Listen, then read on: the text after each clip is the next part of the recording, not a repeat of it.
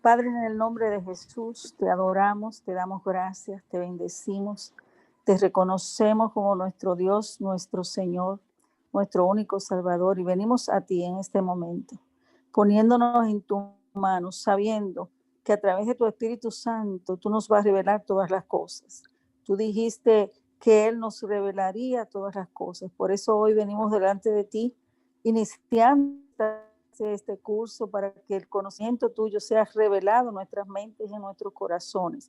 Que el profesor también sea usado, tú le des, Señor, discernimiento de espíritu en su enseñanza para que pueda transmitir a cada uno de nosotros lo que tú quieres que conozcamos de ti y de tu palabra.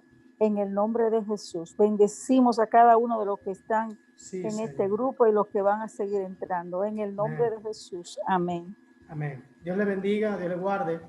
Este grupo por muchos meses ha sido selecto de La Vega. Perdónenme, me tomo la libertad de entrar algunos hermanos que tenían dificultad en otro grupo y pues ellos van a estar ahí participando. Tenemos la misma libertad para opinar, tenemos la misma libertad para levantar la mano, para compartir opiniones. Recordamos que siempre, como siempre, hermanos, estamos aquí para aprender, ¿verdad? Y decíamos también que para aprender es necesario desaprender. Amén. Entonces, iniciamos. Es una bendición. Mis hermanos de La Vega, Dios les bendiga de manera especial. Gracias por estar ahí. Gracias a los que compartieron conmigo también la enseñanza que di sobre el líder siervo. Ya estamos trabajando en estamos trabajando ya en los certificados. Así es que yo voy a ver si mañana, si los de La Vega están listos mañana, yo quiero ir a La Vega. Tengo que ir, quiero ir el fin de semana a La Vega porque mi hermana, hay una hermana de allá que nos ha ayudado con una silla de ruedas y haya alguien que la está necesitando. Yo tendré que dar el viaje a La Vega. Así es que ustedes saben, estamos bendecidos. La materia que toca ahora es historia del Antiguo Testamento. Historia del Antiguo Testamento. Esta parte es esencialmente, vamos a hablar sobre todo el Nuevo Testamento. Recuerden que estas son introducciones, vamos a dar pinceladas, habrán cosas que no vamos a entrar en mucho detalle, pero trataremos de que la clase, ¿verdad?, se haga lo más amena posible. Voy a ubicar más amplia la pantalla, a ver si esto me deja. No me está dejando. Ok, bien. Entonces, cualquier pregunta, recuerden, a veces yo no puedo verlos a todos porque está más pequeña, entonces posiblemente no pueda verlo a todos. Así es que si alguien necesita hablar, pone la manito, yo voy a ver la manito que se levanta y yo le doy la oportunidad. Bien, bien. ¿Qué vamos a hacer? Bueno, en este curso vamos a ver el propósito, ¿verdad?, del curso en este momento. El Antiguo Testamento, de lo que veremos, contiene 3 tipos de literatura. Hay una literatura que es historia, es lo que vamos a ver aquí específicamente, esa parte, historia. También hay poesía y también hay profecía. Entonces, el Antiguo Testamento, en cuanto a literatura, está compuesto por historia, poesía y profecía. La poesía también está dentro de la poesía los llamados libros sapienciales, ¿verdad? Libros sapienciales o poéticos. Y eso en algún momento aquí lo vamos a enseñar. Entonces, hay 17 libros de la historia del Antiguo Testamento que es en lo que nos vamos a enfocar, en esos libros que se relacionan con el mensaje de la Biblia, esos que son historia, ¿verdad? No vamos a tratar los libros apócrifos por las razones que ya ustedes conocen, no son parte del canon judío, por lo tanto no son necesarios a tratar en este momento como parte de la Biblia, sino más bien son una añadidura que algunos pues como la Iglesia Católica lo toma en cuenta como sacros, ¿verdad? Nosotros lo tomamos solamente como una historia que hay de esos 400 años más o menos de silencio del Señor en cuanto a hablar directamente y en cuanto a escribir. ¿Cuál es la introducción de este curso? Pues también hablaremos sobre el judaísmo y que el cristianismo son religiones históricas.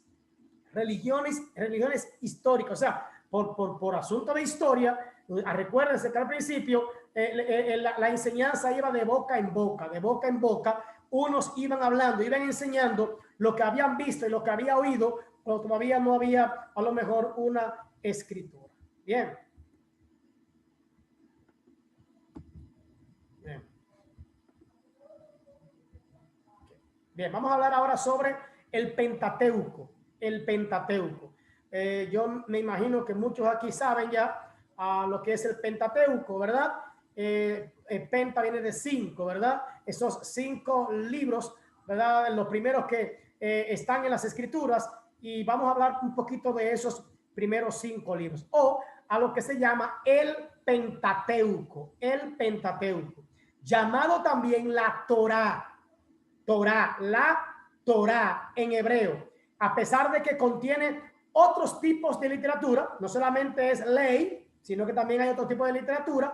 El Pentateuco comienza con la creación del mundo y termina con la creación de una nación. Escucha bien, el Pentateuco comienza con la creación del mundo y termina con la creación de una nación.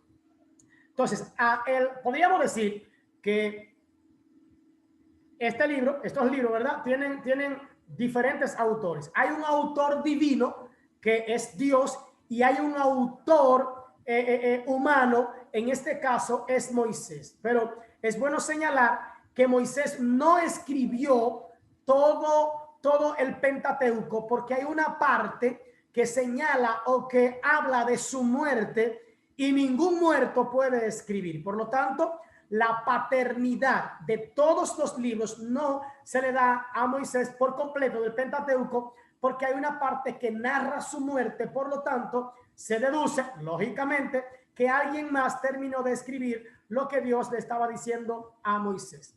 Entonces, los libros dicen esto, que fue Moisés el autor. Por ejemplo, en Éxodo 24:4 se le da la paternidad, se le llama así, se le da la paternidad de los libros a Moisés. También en Éxodo 34:27 también se declara a Moisés como el autor, ¿verdad? Del libro. Repetida en el resto del Antiguo Testamento, en el libro primero de Reyes, en su capítulo 2, versículo 3, y en el libro segundo de Reyes, capítulo 14, versículo 6, también Esdras, capítulo 3, versículo 2, le da la paternidad del Pentateuco a Moisés. Quiero abrir un paréntesis aquí para los que son nuevos. Ya los viejos saben lo que voy a decir, pero los que son nuevos, estamos hablando sobre, yo menciono el primer libro de Reyes o libro primero de Reyes, cuando la mayoría de la gente dice primera de Reyes o segunda de Reyes. Entonces no se dice primera de Reyes y segunda de Reyes, no se dice primera de Crónicas y segunda de Crónicas, no, porque estos son libros, no son cartas de mí. Entonces, como son libros, son masculinos. Entonces, los libros son ellos, no ellas. Las cartas sí son femeninas y son ellas. Por eso es que las cartas son primera y segunda, tercera. Entonces, los libros se leen, leemos el primer libro de Reyes o leemos el libro primero de Reyes, libro primero de Reyes y libro segundo de Reyes, o primer libro de Reyes, segundo libro de Reyes, primer libro de Crónicas o libro primero de Crónicas y segundo libro de Crónicas o libro segundo de Crónicas. Esa es la manera correcta de señalar cuando vamos a leer en uno de estos libros. Decía que en el libro primero de Reyes, capítulo 2, 3 y 2 y segundo libro de Reyes, 14:6 y Esdras 3:2, le dan la paternidad a Moisés como el autor o el escritor del Pentateuco. Confirmado también en el Nuevo Testamento, Lucas 24:27 también señala a Moisés como el autor. Juan 5:46 y 47 y Marcos 7:10 también le dan la paternidad, mencionan a Moisés específicamente como el autor o como el escritor de este libro. ¿Cuándo fue escrito? Cuando se escriben, o sea, cuando vamos a señalar el tiempo de escritura de los libros de la Biblia, nunca podemos dar una fecha exacta. Ustedes saben que hay muchas especulaciones, por lo tanto, se dice aproximadamente o entre tal año y tal año. Entonces, para no llegar a especulaciones o a errores, algunos exégetas, algunos estudiosos dicen que fue escrito en el año 1446 antes de Cristo, mientras que otros exégetas o estudiosos dicen que fue aproximadamente en el año 1290 antes de Cristo. Otros tendrán años diferentes a estos, pero lo importante es que está entre estos años la escritura de estos libros como tal. Esto que vamos a dar ahora es, vamos a señalar lo que llamaríamos pues un cronograma, ¿verdad?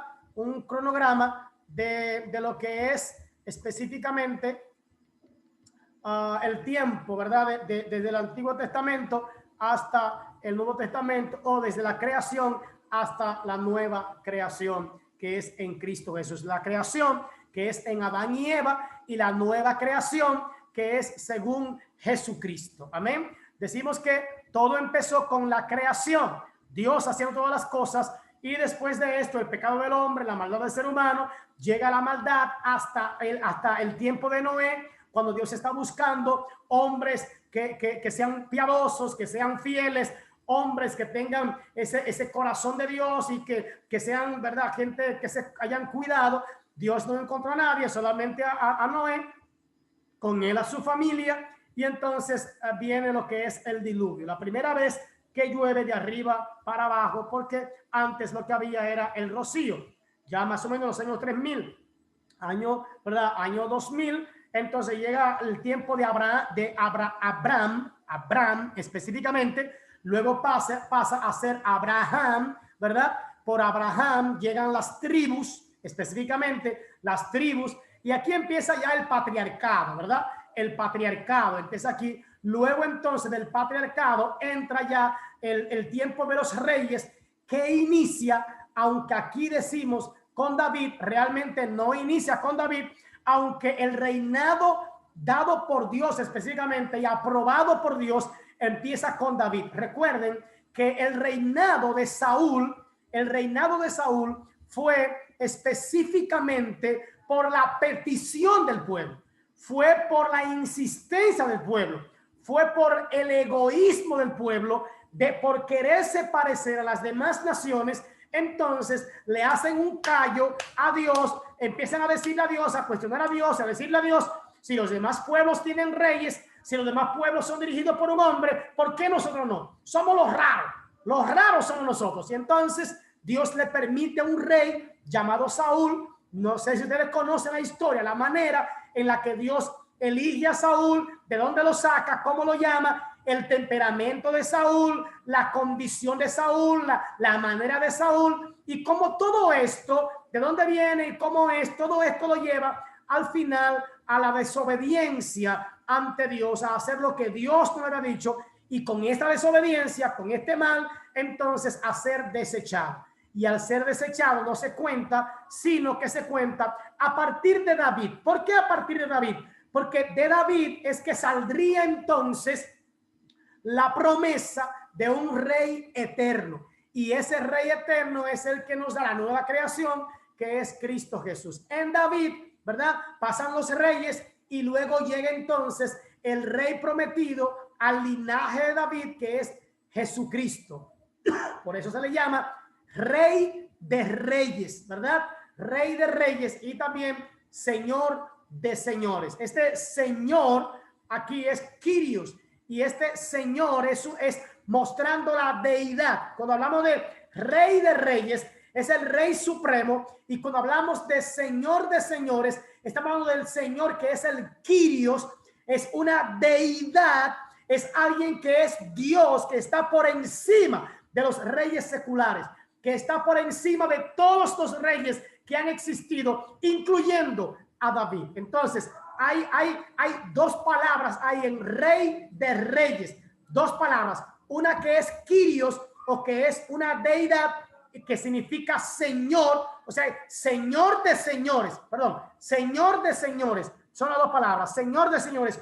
Una que es Señor, como decirle a una persona mayor: como decirle a una persona de respeto, como decirle al papá, como decirle al presidente. Eso es Señor, a un rey también terrenal. Pero cuando yo le digo a Jesús Señor, no es la misma palabra que uso con mi papá, con el pastor, con el líder, con el don, ¿verdad? No. Esa palabra a Cristo es deidad, uno que está por encima de todos los demás. Por eso es que Jesús es Rey de reyes y es Señor de señores. Es un rey que está por encima de todos los reyes y es un Señor que está por encima de todo porque Él es una deidad, o en este caso es Dios. Luego entonces vemos en esa cronología que en Cristo Jesús nace entonces a través de Cristo, por los discípulos y por los que creen a través de los discípulos, entonces entra lo que es la iglesia. Entra la iglesia, ¿verdad? La iglesia, y hasta hoy conocemos pues lo que es la nueva creación en Cristo Jesús. Recuerda, había un Israel secular, un Israel carnal, y en Cristo Jesús nosotros somos nuevas criaturas, una nueva creación conforme a la gracia, ya no conforme a la ley que se conocía en tiempos antiguos. Amén. Bien, este mapa ustedes lo tendrán ahí en su diapositiva. Es el mapa en cuanto al recorrido, por así decirlo, de Moisés, ¿verdad? En los diferentes lugares. Este es el mapa del Pentateuco específicamente, ¿verdad? Bien, en este lado, ¿verdad? Fue cuando el Éxodo, recuerdan el Éxodo, hermanos, y esto es algo que lo que se dice es que el pueblo pudo haber llegado más pronto a la tierra prometida, pero Dios lo estuvo dando vuelta, ¿verdad? Por varias razones, por muchas razones. Aquí vemos dónde entra ya Levítico específicamente. Aquí vemos dónde entra número, de dónde se escribe número, ¿verdad? Aquí vemos entonces Deuteronomio, que fue dentro de Hebrón, Zohar, ¿verdad? Entonces ahí están todos. Entonces vamos a entrar ahora a Génesis. Y decía al principio que no daremos todo el tiempo de clase, porque algunos todavía no han podido entrar por algunas razones, ya sea por olvido, por lo que sea, no han podido entrar a la clase, y no quiero adelantar tanto para que no se pierdan el contenido totalmente, bien, y podamos compartir. Bien, Génesis, a partir de la próxima semana también deben tener una Biblia a mano, porque como tendremos más tiempo, podremos leer los textos, ya podremos leer algunos textos y tendrán la oportunidad de abrir sus micrófonos y leer algunos textos. Amén. Dios te bendiga, mi hermano familia Sánchez. Nos hacía falta ya. Bien, Moisés escribió este libro más de 300 años después de los últimos eventos registrados. Escuche bien, Moisés escribió el libro de Génesis más de 300 años después del último evento registrado. Una de las cosas que podemos ver en el Pentateuco es el milagro de Dios. Aleluya. Es el milagro, es un milagro. El Pentateuco es un milagro, por así decirlo. Porque Moisés es un autor que está escribiendo de los inicios. Moisés está disfrutando en primera fila de la manera en la que Dios inició el mundo. Moisés está en primera fila, escuchando del mismo autor, escuchando del mismo hacedor de todas las cosas, cómo fueron creadas. Oye, el milagro también es que Moisés está creyéndole y está escribiendo específicamente, o está tomando los apuntes de todo lo que Dios le estaba diciendo. Entonces, oye, Dios está diciendo, mira, yo dije en el principio, sea esto, y se hizo, y nació. Dios, ¿y cómo se? Y los animales, bueno, yo hice esto, y así pasó. Entonces, óyeme, yo me imagino que hubo una conversación, hubo una manera de hablar entre Dios y Moisés, y Dios diciéndole, contándole, relatándole la historia completa de cómo creó todas las cosas. ¿Amén? Hay algunas tradiciones, ¿verdad?, que hablan que Dios podría revelar cierta información, ¿verdad?, a Moisés. ¿Y cuál es el propósito del libro? Se considera que el contexto histórico es la hermenéutica. Tenemos que ver, vea, el contexto histórico, hermenéuticamente, vemos que hay un contexto histórico. para dar a temprana historia del mundo, la temprana historia del mundo, Dios se comunica con Moisés y le habla de cómo iniciaron las cosas. También debido al comienzo de la nueva nación, es por esto que se escribe este libro, ¿verdad? ¿Cuál es el propósito? Primero, dar a la temprana historia del mundo, hablar de cómo inició el mundo. Hermenéuticamente también es debido al comienzo de la nueva nación. Y el tema del libro, ¿cuál es? La generación. Escuchen bien, está dividido en tres partes. El tema del libro de Génesis es la generación, la degeneración y la regeneración. Ese es el tema, los temas centrales del libro. La generación, cuando Dios crea todas las cosas, como la generación, ¿verdad? La primera generación de ser humano. La degeneración, cuando entra el pecado, es en el Génesis. Es más, el Génesis es el principio de todas las cosas. El Génesis es el principio de todo lo que podemos ver. Ahí vemos el principio de todas las cosas en el Génesis. La degeneración y la manera en la que Dios trabaja para regenerar lo que había hecho. La regeneración la vemos también en el Génesis. Generación, degeneración y la regeneración. Cómo surgen las cosas, cómo se dañan las cosas y cómo Dios vuelve a hacer nueva todas las cosas. Es lo que veremos en el libro del Génesis. Amén. Si tienen alguna pregunta, alguna opinión, pues la pueden hacer. Amén. Yo les indico, les digo, a veces yo voy un poco rápido, pero como ustedes tendrán el video, usted podrá verlo y podrá detenerlo y escribir lo que necesite. Amén. Yo puede ser, voy a ver cómo saco podría mandarle también. Yo puedo mandar las diapositivas, mandarla al grupo poco a poco, y ustedes entonces la pueden ir copiando o la pueden ir sumando crear una carpeta para ustedes. Bien. Génesis 1 al 11. Voy a hablar de la división, cómo están. Génesis capítulo 1 al capítulo 11 habla de la historia primeval.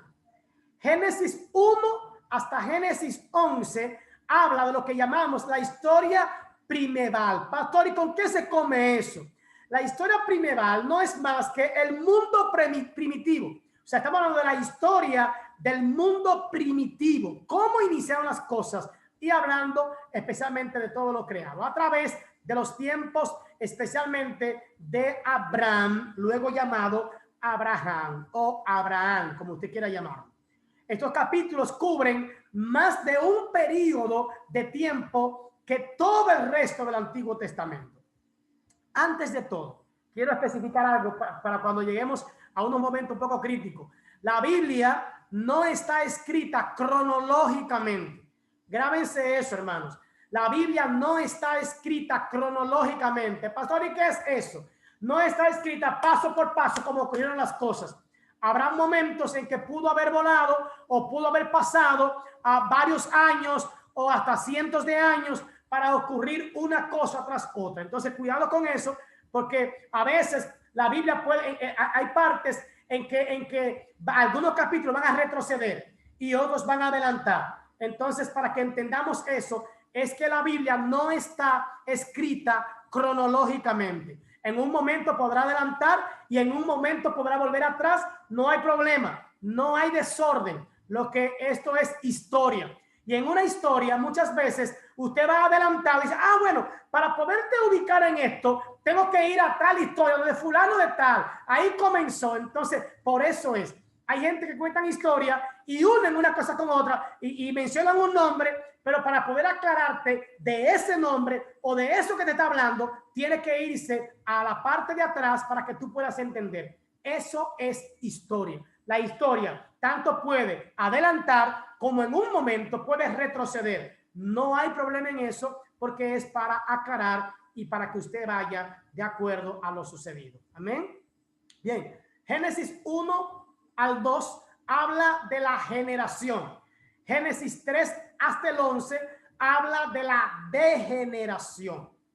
La generación, la creación de todas las cosas, degeneración, ¿qué vamos a ver ahí? El pecado, cómo se expande el pecado y el castigo es más fuerte. Pero también veremos aquí la gracia de Dios como es evidente. Sepan algo, muchos creen que la gracia de Dios empieza con Cristo en el Nuevo Testamento. No, la gracia de Dios inicia en el Génesis.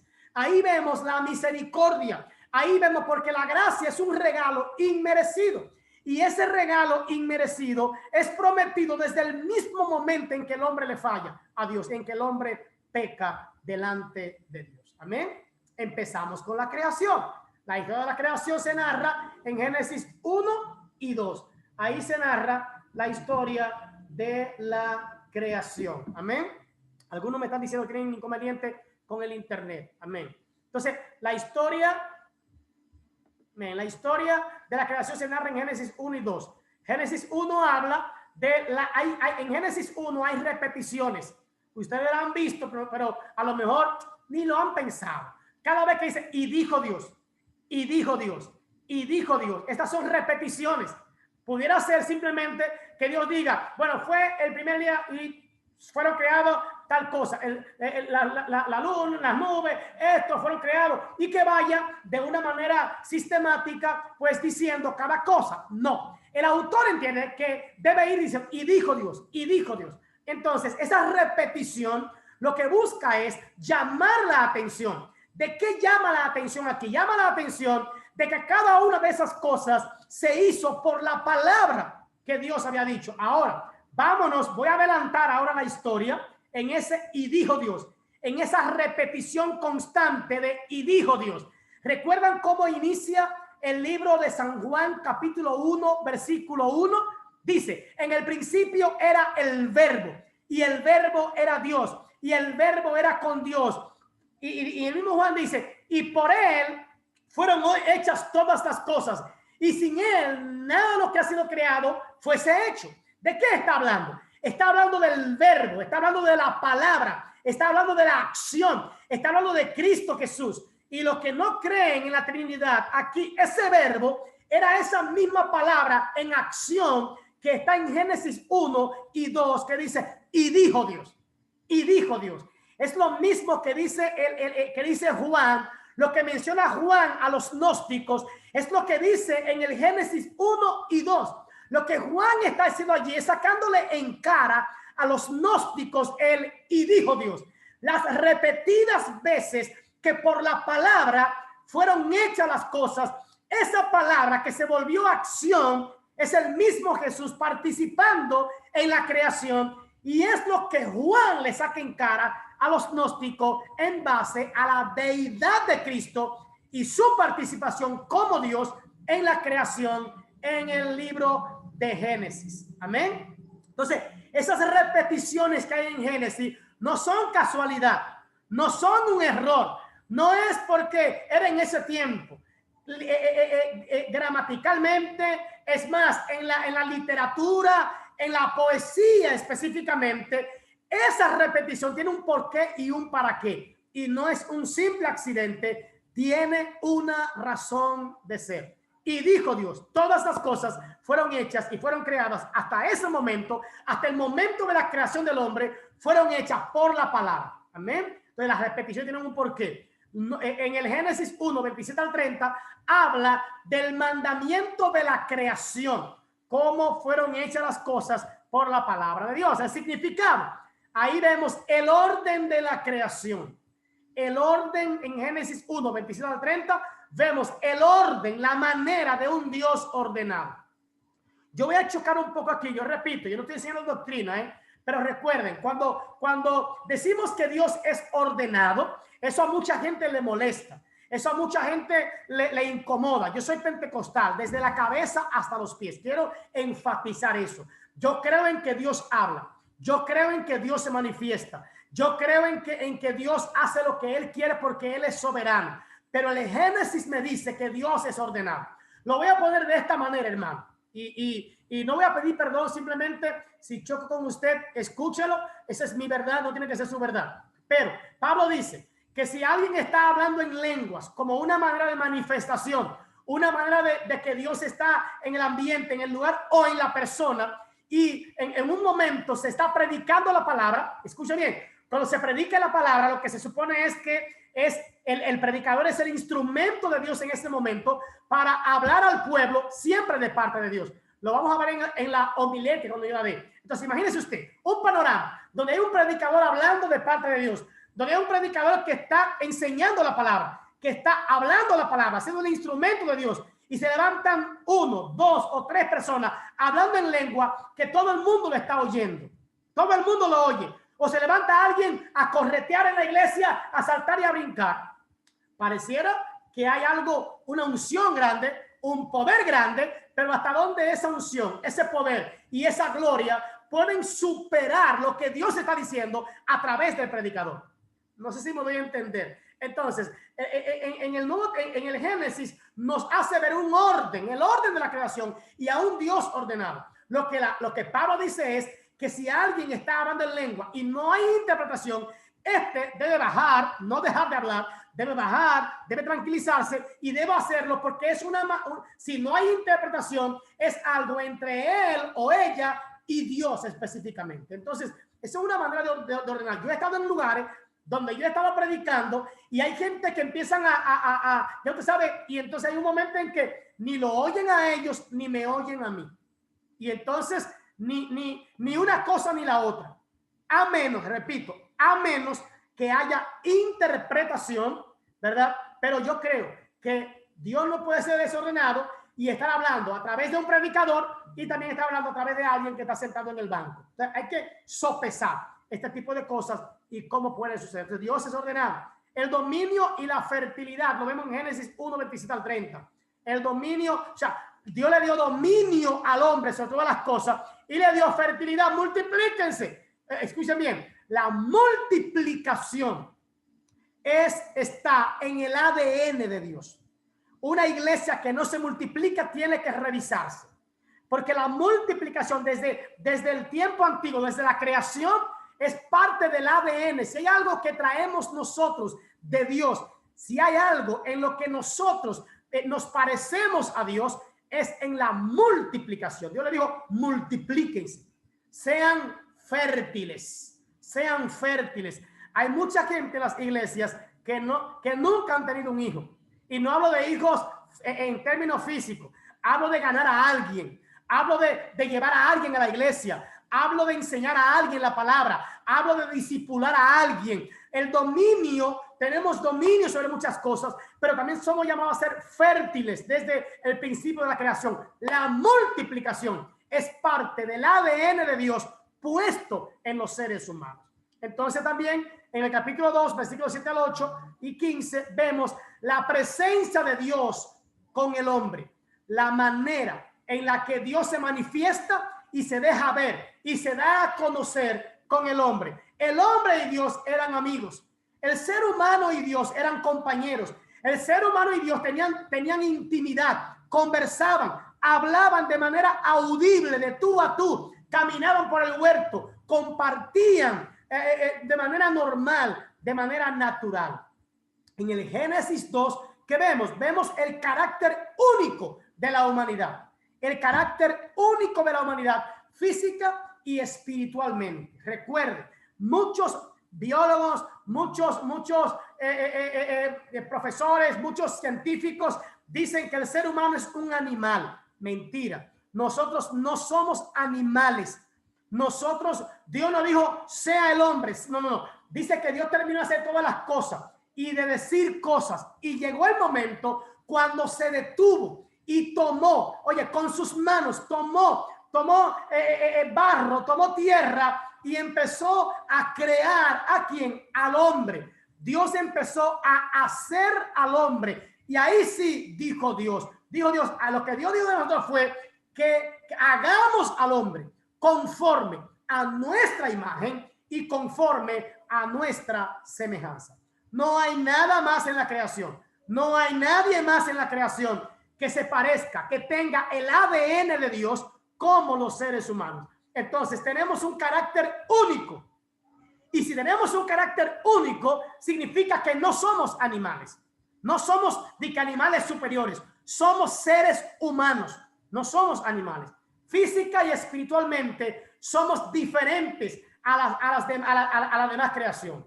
Somos diferentes, según el versículo 7. Estamos en un lugar especial en la congregación, en la especie. Tenemos un lugar especial dentro de la creación. Ahora, dentro de ese lugar especial, tenemos una responsabilidad. A ningún animal se le exigen cosas. A ningún animal se le llama la atención. A ningún animal se le da compromiso. A ninguno. Pero al ser humano sí tiene una responsabilidad. Dios le dio responsabilidad al ser humano y le dio también la habilidad de vivir en una comunidad. Dios te da la manera, la forma de vivir en una comunidad a los seres humanos. Amén. Y también le da la intención, vemos también en el Génesis la intención de Dios para la humanidad en el versículo 25, ¿verdad? Vemos eso. ¿Cuál es la intención que tiene Dios para la humanidad? Seguimos.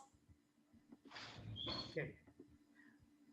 ¿Alguna pregunta hasta este momento? ¿Alguna pregunta? Bien. Entonces, ya son las 9:15 y yo dije que no iba a durar mucho rato. Denme un par de minutos más para entonces terminar. Vamos a entrar a esta parte que es un poco controversial. Y aquí se vamos a entrar en lo controversial. Llega la caída y la maldición en el capítulo 3 de Génesis. La caída y la maldición, ¿verdad? La maldición, la caída. ¿Qué trae la caída? Bueno, quiero enfatizar esto para los nuevos. La caída trae 4 efectos. Hay 4 efectos de la caída. 4 efectos de la caída. El primer efecto de la caída es la separación del hombre con Dios. Recuerda que ahorita dije que había en el huerto de Edén, había una unidad, había un compañerismo, había una amistad entre Dios y el hombre. En el momento de la caída, en el momento de pecar, el primer efecto de la caída es que hay una separación entre Dios y el hombre. Pero la separación es entre el hombre y Dios. Dios no se separa de la humanidad. La humanidad en su pecado se separa de Dios. Es la humanidad la que se aleja de Dios. ¿Recuerdan? Adán, ¿dónde está? Y Adán calladito, ¿dónde está? Dios siguió buscando a la humanidad. La humanidad fue la que se separó de Dios. Y al final es que responde, oí tu voz en el huerto, pero siempre la había oído. Te oí en el huerto, siempre me habías oído, pero ahora tuve miedo. Tuve miedo. Entonces, primer efecto de la caída, separación del hombre con Dios. Segundo efecto de la caída, separación del hombre consigo mismo. Separación del hombre consigo mismo. ¿Qué pasa con la caída? El hombre ya se ve pecador. El hombre ya se ve malo. Y entonces dice, oí tu voz y tuve miedo. Miedo. Y tú no conocías el miedo. Tú estabas tranquilo. ¿Y qué pasó? El hombre ahora, él mismo se siente malo. Él mismo se siente defectuoso. Él mismo se siente indigno. Él mismo se separa. Él mismo se rechaza. Él mismo se tira en un rincón. Entonces, la caída trae como segundo efecto la separación del hombre consigo mismo. Tercer efecto de la caída. El tercer efecto de la caída es la separación del hombre con el hombre. Recuerdo, hablo de hombre, hablo de hombre y mujer, de Adán y Eva en este caso. Separación del hombre con el hombre. ¿Qué pasó? Pregunta Dios. Y el hombre dice, la mujer que me diste, o sea, tú me la diste, fuiste tú que me la diste. Esa mujer que tú me diste, Señor, me hizo pecar.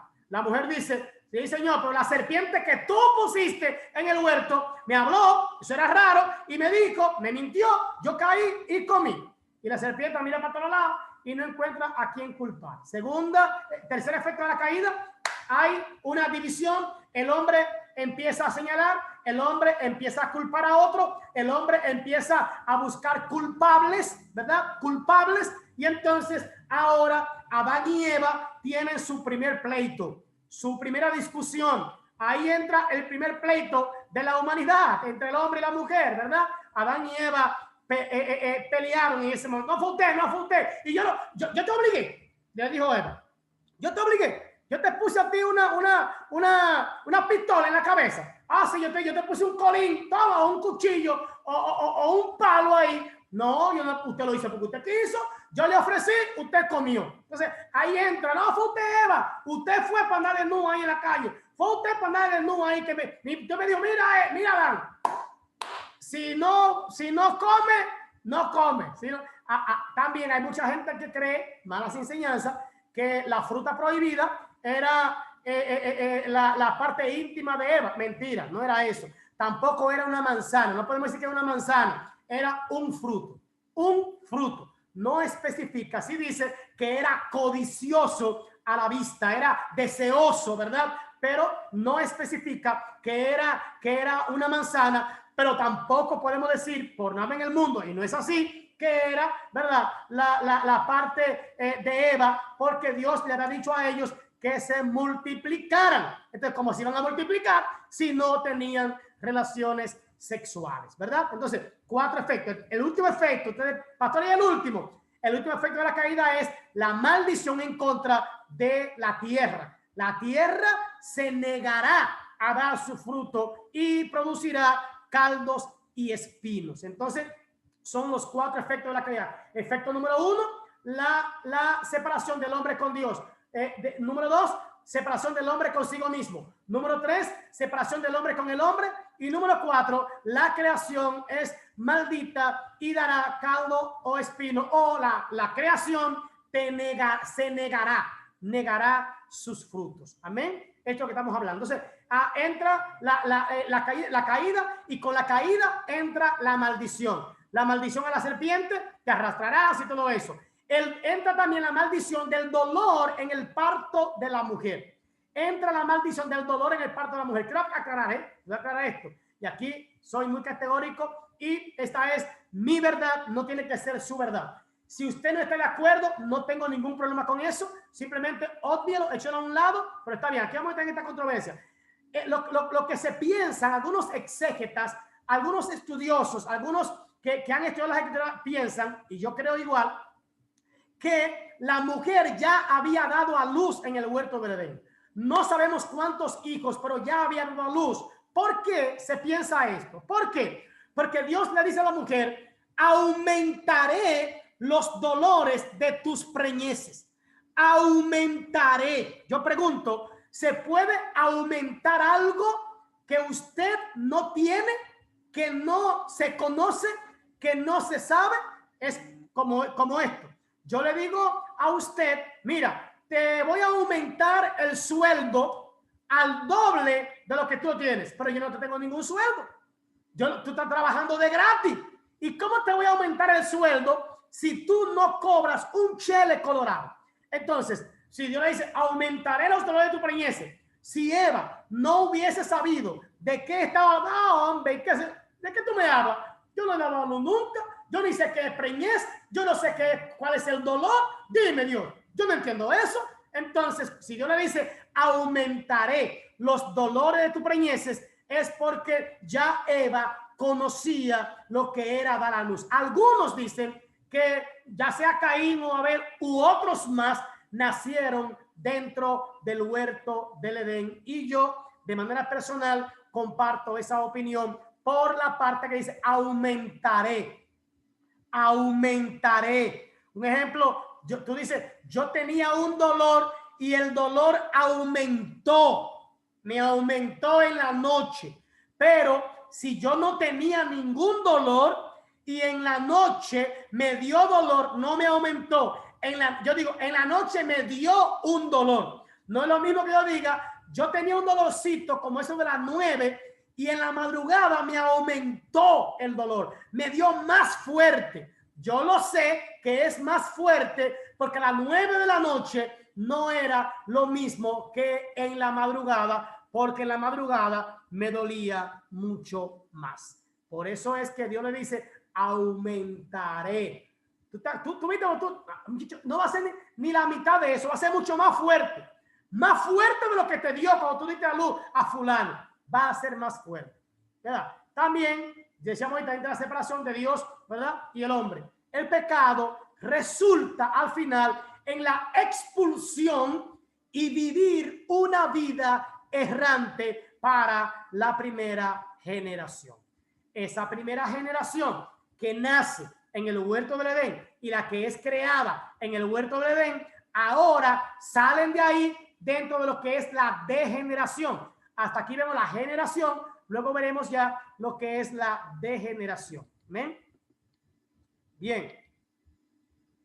Okay.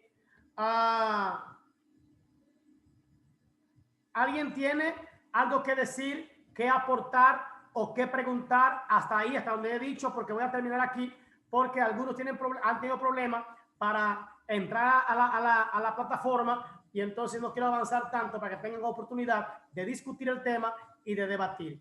De todo lo que he dicho, quiero darle esta información. Usted puede rebatir lo que he dicho, claro, con bases bíblicas. No, yo pienso con bases bíblicas. Yo le he hablado con base bíblica en base a lo que dicen las escrituras y en base a eso, pues, podríamos discutir.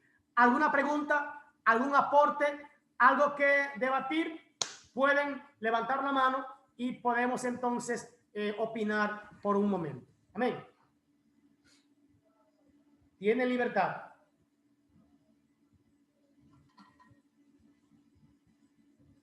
Pastor José Luis, Dios le bendiga. Dígame. Sí, amén, pastor. Bendiciones. Pastor, perdóneme, usted ha encontrado gente extraña que no son sus miembros aquí. Es que yo me tomé la libertad de entrar a algunos hermanos que estaban un poquito, que no podían coger clase. Les dije, yo tengo una familia aquí en La Vega y lo voy a entrar ahí, tienen que portarse bien, sí, pero voy a entrar a esta gente. Ahora, tienen que ir a la par de lo de La Vega, que esta gente son fuego, al junto del pastor José Luis. Está bien, está bien. Amado, al principio de Génesis, dice que la tierra estaba desordenada y vacía. Amén. Y algunos estudiosos dicen que como Dios, pues siendo un Dios ordenado, permitía que la tierra estaba así. Entonces algunos estudiosos dicen que eso fue según la batalla que hubo en el cielo y que se dice sí. Según los estudiosos, cuando el diablo cayó y sus demonios, los ángeles caídos, pues ahí fue que se armó esa pequeña como eso, el desorden, como eso ahí, como que explosión sí, como que se desordenó todo cuando hubo la batalla, que ellos cayeron. Sí. ¿Usted está de acuerdo con eso o solamente son mitos? Totalmente de acuerdo. Le voy a explicar por qué. Yo escuché una enseñanza y lo digo por eso, hermano. Yo no creía en eso. Incluso yo escuché de un científico cristiano y quiero hacer énfasis con esto para que usted entienda por qué yo lo creí. Porque él se crió en una iglesia cristiana, padre cristiano, pero con todo lo que vio y lo que escuchó, empezó a estudiar entonces en la universidad, se graduó, se volvió científico y se volvió ateo totalmente. Y él dice que estudiando las estrellas, estudiando el universo, lo vasto que es el universo, la magnificencia del universo, él tuvo que volver a creer otra vez en Dios. Él tuvo que volver a creer en Dios. El universo, o sea, como decíamos en una de las clases, esa revelación general de parte de Dios le hizo entender a él que Dios es real. Y él tuvo que creer. Y él decía que él enseñaba, incluso él probó que los dinosaurios existieron. Y él decía en su tesis, que, claro, esto es una teoría. Aclaro ese punto, Pastor José Luis, aclaro ese punto. Como usted decía ahorita, es una teoría, porque no está en la Biblia, es una teoría. Pero en su teoría, él decía que la Biblia habla de esos dinosaurios, habla del Leviatán, que habla de dragones, que habla de esas serpientes marinas, y que todo eso estaba dentro de lo que eran los dinosaurios. Eso es lo que le especifica. Yo en parte le creo. Pero él dice lo mismo que usted decía. Lo que él señalaba era que en ese tiempo los que vivían posiblemente eran esos, los dinosaurios. Él no menciona seres humanos como la historia menciona del hombre que vivía ahí. No. Él menciona animales específicamente. Entonces, lo que él dice es que, como dice la palabra, que se veía, yo veía al diablo descender a su demonio como fuego. Entonces, lo que dice la historia es que lo que destruyó, lo que creó un caos en el tiempo de los niños fue como un meteorito. Lo que señalan esos eruditos y exégetas es que el diablo y sus demonios descendieron de esa manera y su golpe contra el planeta fue tal que hicieron el caos, y que con este caos desaparecieron los dinosaurios. Todo esto, repito, es teoría, no es una ley, pero tampoco la Biblia ni lo niega, ni tampoco lo avala, pero sí él probó ahí de la existencia de ciertos animales que se pueden señalar como si fueran, que lo mencionan las escrituras, Job y otros más, como animales ciertamente místico. Entonces, yo creo en esa teoría, en el desorden por el diablo y los demonios. Yo creo en esa teoría, ¿verdad? No es totalmente bíblica, pero a mí me convenció realmente. No puede llevarse a mito, porque este científico pues lo explicó. Yo les prometo que voy a hablar con quien llevó al científico, a ver si puedo conseguir esa grabación para en algún momento compartirla con el grupo y ver cómo debatimos el tema, porque el tema es bien maravilloso, hermano, de verdad que sí. Pero yo creo en que cuando el diablo llegó a la tierra, produjo caos. Yo creo eso. Amén, pastor. Sí. Con relación a eso también, hace un tiempo que yo leí un libro y hablaba de ese mismo estudio, donde decía que Dios primero había creado un mundo, o sea, donde no estábamos nosotros como humanidad. Y luego de que hubo esa caída, de ahí es donde salen los dinosaurios y todo eso. Y realmente es un libro, no me acuerdo cómo se llama el libro, y ahí hablaba y explicaba específicamente la teoría y buscaba específicamente las cosas de la Biblia, extraía los textos. Yo voy a ver si lo encuentro el libro para sí, porque si vemos algo, hermanos, recuerde que hubo un momento que lo que Dios hizo fue separar, porque habían cosas que ya existían, fue separar.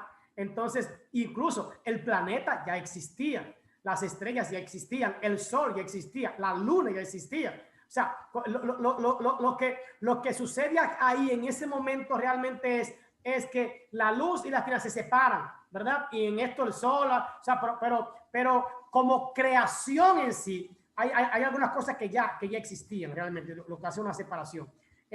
¿Alguien levantó la mano? Bueno, la mano parece que la mía. Amén. Recuerden que hay cosas que vemos como separación, y separó Dios, pero también entra como creación, porque es como si empezara de nuevo, hermano, ¿verdad? Ahí entra una restauración. Brianna,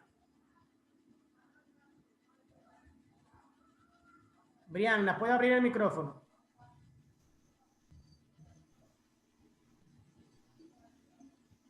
Ok, pues Janet Guzmán, o el grupito de Janet. Estamos terminando ya, hermanos, ¿eh? Ok, pastor. En cuanto a eso que usted está hablando, y disculpe, pastor, yo soy de La Vega también. Amén. Pertenezco al grupito de La Vega. Sí, yo sé. Es un placer poder compartir con ustedes. En una ocasión, yo escuché a un pastor predicar sobre los principios de Dios, y él decía que él estaba seguro de que en los escritos originales se habla de los principios de Dios. En cambio, en nuestra Biblia mayormente que nosotros usamos, la Reina Valera, que muchos utilizan, habla el principio de Dios, pero él dice que en los originales se encuentra los principios de Dios, o sea, que hubieron otros principios. Okay. Y en esa parte ahí yo dije, pero ¿será cierto o no? Pero ahora cuando usted estaba mencionando que está hablando de eso, entonces ahí es que yo, ok, ahora estoy entendiendo a qué él se refería en esa parte. O no sé si todavía estoy equivocada o estoy perdida.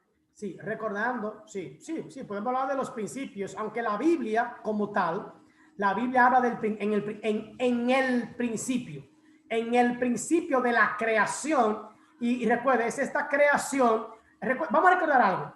La Biblia, lo que nos cita la Biblia sobre ese principio es lo que tiene que ver con la salvación. Recuerden que toda la Biblia, el propósito de toda la Biblia es la salvación del ser humano. Por eso la Biblia, lo que está escrito ahí es específicamente lo que necesitamos para salvación y vida eterna. Por eso es que en la Biblia no están todas las cosas, porque lo que está escrito ahí es lo que el hombre necesita para salvar su alma, para conocer de Dios, para entender a Dios y para conocer su plan de salvación. Por lo tanto, hay cosas que no están en la Biblia que yo no puedo decir que no existen. Entiendo un ejemplo. A mí me preguntan, esto es capcioso. A mí me preguntan, ¿usted cree que hay vida en otro planeta? Yo no puedo decir categóricamente que no. Yo no puedo decir que no categóricamente. Porque yo no puedo decir, no, la Biblia no lo dice. Porque la Biblia no lo dice todo, hermano. Recuerden, la Biblia no está escrita para enseñarnos nada de lo exterior. No. La Biblia está escrita para decirnos lo que concierne a nuestra salvación. Yo digo esto, donde la Biblia calla, yo callo.